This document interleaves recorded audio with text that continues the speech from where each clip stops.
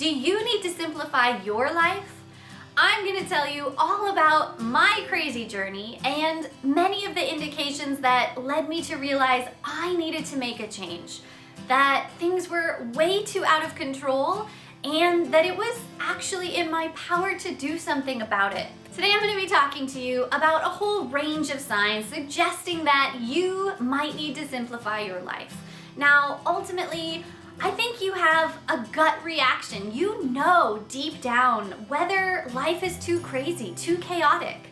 But I'm going to talk about both the big in-your-face kind of signs that really force you to change, as well as some of the more subtle and hidden signs that we might not realize until after the fact.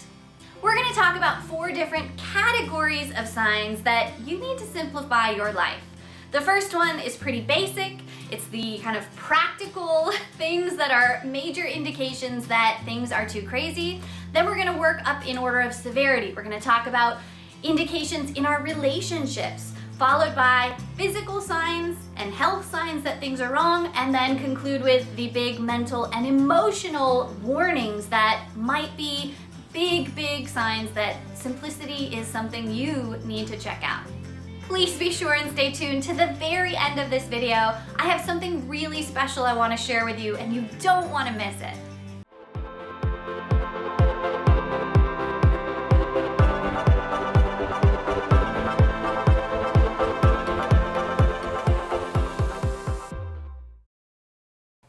For those who don't know, I'm Amber with Solutions for Simplicity. I'm so glad you're here. Thank you. If you're brand new, please be sure and subscribe. Remember to ring that bell so you get notified every time I make a new video. And if today's video helps you, please give it a thumbs up. I want to definitely start with the disclaimer that nothing I say is meant to substitute for professional, medical, or psychological advice. And if you need help, I really hope you won't be afraid to reach out and get that professional counsel. The other thing I want to throw in here is that I'm an academic researcher by trade, right? My day job is being a professor. And so I used my advanced research skills to throw myself into the literature when I was going through a hard time. I wanted to know exactly what to do, what had been written, what had been proven to work to resolve the problems that I was having. So while I'm speaking from personal experience, I am also speaking from that scientific and academic background to help kind of compile all of the things I've learned into more easily digestible tidbits for you to take away. For some of the backstory and for more of how I define simplicity, be sure and check out my What is Simplicity video. That way we can all be on the same page. It was really only about a year and a half ago that I had a wake-up call and realized, ding, life didn't have to be so crazy. I know that sounds like a really dumb thing to say and it's not a novel idea, but sometimes when we're in the thick of it, we don't see any options. We don't know. We genuinely do not know that it doesn't have to be so hard, and that there are always things in our control that we can do immediately to make them better. I got so overwhelmed with all the big changes that happened back to back in my life, and ultimately ended up going through a pretty big depression and reached some points where I honestly wasn't sure how to keep going, and if I'm being truly honest, whether I wanted to keep going. I hate to admit that now, but anybody who struggled with depression or postpartum depression or even just had a really rough patch can probably relate. If you can, let me know in the comments below. And if you haven't gone through that hardship, I'm so glad. I hope you don't. I just, again, want to give you some signs to keep in your back pocket so that you recognize when and if it might be good to simplify your life. The first category we're going to talk about is what I call practical signs. In other words, the more obvious things that are general habits and tendencies that should give us a clue that things are not going as well as they could be. These include the very obvious things like always running late, never feeling like you have enough time for something, thinking that there's always something you could or should be doing. Maybe you are always missing deadlines. You are falling behind at your job. People are taking notice that you're not completing what you need to be doing. If you're constantly saying, I don't have time for this, that's a big sign. Some other signs are if there are things on your to-do list that have been there for 6 months or more. I, for one, was guilty of having things on my list for even over a year, things that I had wanted to do, that I thought I would get to, and then I never did. If you find yourself looking for an escape, for a way to get out of a commitment, then it's probably a big sign that you've taken on too much and you're gonna need to find ways of reducing the number of things on your plate. If that's the case, don't forget to check out my 5 Ds to Defeat Despair ebook. It's a free guide that walks you through kind of how to do this. I'll link it for you down below. If you can't remember the last time you weren't in a hurry, if you're feeling pulled in a million different directions, if you can't remember the last time you actually did something for yourself, something that you wanted to do and not something that was thrust upon you by others or that was just kind of required of you in your own situation. A couple of last practical signs to look out for are always having something running through your mind. I mean, literally not being able to shut your brain off and just relax. And then finally, perceiving a major imbalance in terms of work, life, or even if you don't work, the amount of time and energy that you are able to devote to your personal passions that fulfill you. I next want to talk about some relational signs that simplifying your life would be good. By this I mean signs that deal with other people. One of the biggest is if people are actually telling you that maybe you should slow down or that you work too hard, you should give yourself a break and relax.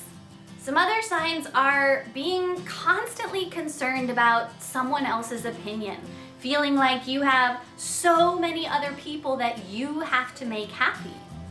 Maybe you feel envious of someone else's position and you just assume that they have it all figured out and your situation will never be as great as theirs. That's actually a pretty big sign that maybe we should look inward and figure out how to improve our own lives first.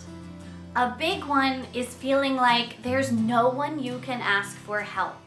I really promise you that there is always a person or a place that you can go to for help. And that false belief that no one cares or no one is there for us is really a huge sign that we've reached a point that we need to turn away from, and it is time to seek help. Really be on the lookout for when you're feeling short-tempered, when you're annoyed at everybody and everything, or if you're constantly just on edge, if you're constantly fighting with people, fighting to get through the day. Most of the time, those little things don't bother us, but if we need to simplify our life, it's those little things that just really throw us out of control. Some of the biggest signs that I had in my life that I needed to simplify were constantly bickering with my husband or with other loved ones, right? If you are always turning on each other, then it's probably a sign that you're letting the outside world enter into your personal relationship, and we need to simplify our lives and refocus our priorities because in reality, we are each other's best resource, right? And then this is so hard to admit, but if you're a parent, you might know what I'm talking about. One of the biggest signs that we need to simplify our life is if our kids are constantly acting out, desperately crying out for attention. I know that this isn't always the answer, and I'm not trying to belittle other real problems, but I just learned through my own experience that when I was feeling unbalanced, when I was feeling stressed and overwhelmed, my kids picked up on that and they were acting all the more crazy too. So their behavior was actually a major indication for me that I needed to take charge and simplify my life because I wasn't being who I needed to be for them. And if I didn't take care of myself first, then I definitely couldn't be the best mom that I wanted to be. This is a really hard thing to admit, but if we don't have peace in our homes, peace in our hearts, something really needs to change. Lastly, I totally fell into this trap when I was going through a hard time. It was then always about finding the next big thing, the next thing to buy, the next thing to do, whatever external thing I thought was gonna make me happy and solve the problems. And obviously nothing did. The solution was inside myself. The solution was simplifying my life. So if you find yourself constantly looking to the next big thing for relief, you're not gonna find it. You've got to do the work on working to clear your life of the things that are weighing you down and having that better mindset, that more simple way of being, so that you can then find the real fulfillment and peace that you seek. Let's move on to some physical signs that you need to simplify your life. One of the biggest is having trouble falling asleep or staying asleep. Having trouble getting up in the morning, really dreading having to get out of bed. Having constant sickness or health problems. Maybe something major is even going wrong.